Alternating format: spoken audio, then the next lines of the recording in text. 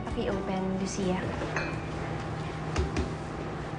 Nag-sourcing kami ng team ko at nakakita kami ng mas cheap na suppliers ng mga lata. Eliza, di ba matagal na natin napag-usapan to?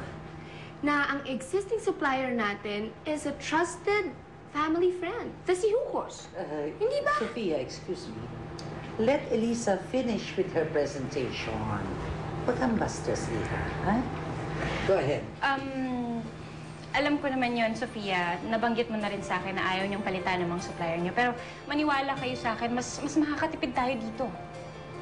Kung makikita niyo, mas mababa ng 50% ang presyo ng lata. At mas magaan ng 30%. So, ibig sabihin, hindi lang tayo makakatipid dun sa lata.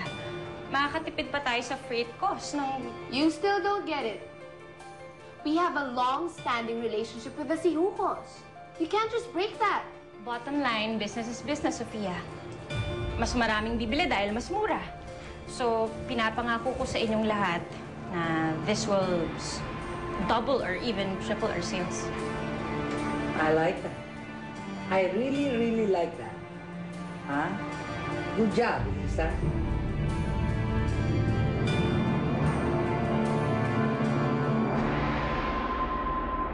Kamusta yung dinner meeting nyo doon sa bahay ng lola mo? Nakapagpa-impress ka ba dun sa bago niyong investor? Si Sofia lang ang nakapagpa-impress. Ibig sabihin na unahan ka naman kapatid mo? Alam mo, ngayon, maganda na ang outlook natin for the first quarter.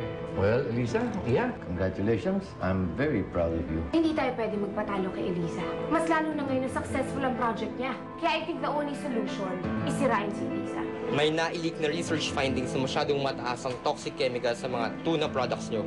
May aligasyon na nilalason nyo mga tao. Hindi totoo.